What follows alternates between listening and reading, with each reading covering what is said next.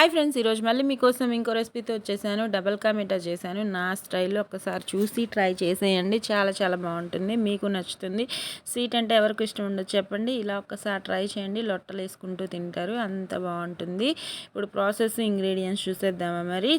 నేను చెప్పడం కాదు, మీరు ట్రై చేసిన తర్వాత ఎలా వచ్చిందో చెప్పండి. నచ్చితే మాత్రం లైక్ చేసి కామెంట్ చేయండి, నచ్చితే సబ్స్క్రైబ్ చేసుకోండి, ఓకేనా.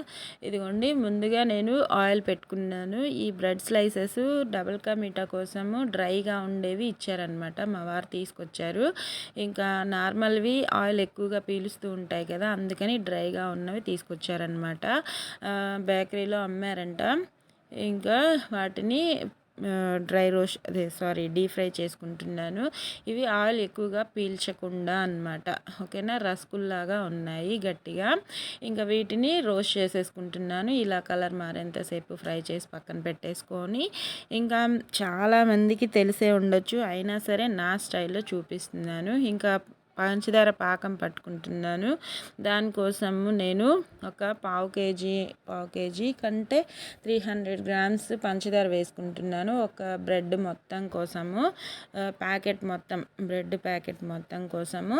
ఇంకా దీనిలో గ్లాసుల వారీగా వేసుకుంటే మాత్రం గ్లాసుకి గ్లాస్ వాటర్ వేసుకోండి. ఒక గ్లాస్కి ఒక గ్లాస్ వాటర్ అంతా వేసేసుకొని, ఎన్ని గ్లాసులు ఉంటే అన్ని గ్లాసులు వాటర్ వేసుకొని చక్కగా హై ఫ్లేమ్లోనే పెట్టేసుకోండి. 3 యాలకులు దంచి వేసుకుంటున్నాను ఫ్లేవర్ కోసము. ఇంకా పంచదార కరిగేంతసేపు హై ఫ్లేమ్లోనే పెట్టుకొని గులాబ్ జామ్ పాకం వచ్చేంతలాగా పాకం పట్టేసుకుంటే మన స్వీట్ కోసము రెడీ అవుతుంది. ఇంకా ఇది రెడీ అయిన వెంటనే స్టవ్ ఆఫ్ చేసేసుకొని, వేడిగా ఉన్నప్పుడే మన బ్రెడ్ స్లైసెస్ని దీనిలో వేసేసుకోవాలి. మునిగేలాగా స్పూన్తో లోపలికి గుచ్చుకుంటే ఈ పాకం అంతా బ్రెడ్కి పట్టేసుకుంటుంది, పీల్చుకుంటుంది చక్కగా. పీల్చుకున్న తర్వాత ఇప్పుడు స్టవ్ ఆన్లో ఉన్నప్పుడే మిల్క్ వేసుకోండి. నేను మర్చిపోయి స్టవ్ ఆఫ్ చేసిన తర్వాత వేసాను, అయినా ఇబ్బంది లేదు. ఆన్లో ఉన్నప్పుడు వేసుకుంటే అది బాగా కోవాలాగా వస్తుందన్నమాట. ఇలా స్టవ్ ఆఫ్ చేసిన తర్వాత వేసినా ఇబ్బంది లేదు, చక్కగా రెడీ అవుతుంది. లాస్ట్ టెక్స్చరు మీకు చూపించేశాను ఆల్రెడీ స్టార్టింగ్లోనే. ఇది అంతా పట్టుకోవడానికి ఒక 1 అవర్ దాకా రెస్ట్ ఇచ్చేసేయండి, అలా వదిలేసేయండి. ఇంకేం కదపద్దు, ఇంకేం చేయనవసరం లేదు. ఒక 1 అవర్ తర్వాత తీసుకొని దీని మీదే ఇంకా ఇది రెడీ అయిన వెంటనే డ్రై ఫ్రూట్స్ నెయ్యిలో ఫ్రై చేసి వేసేసాను.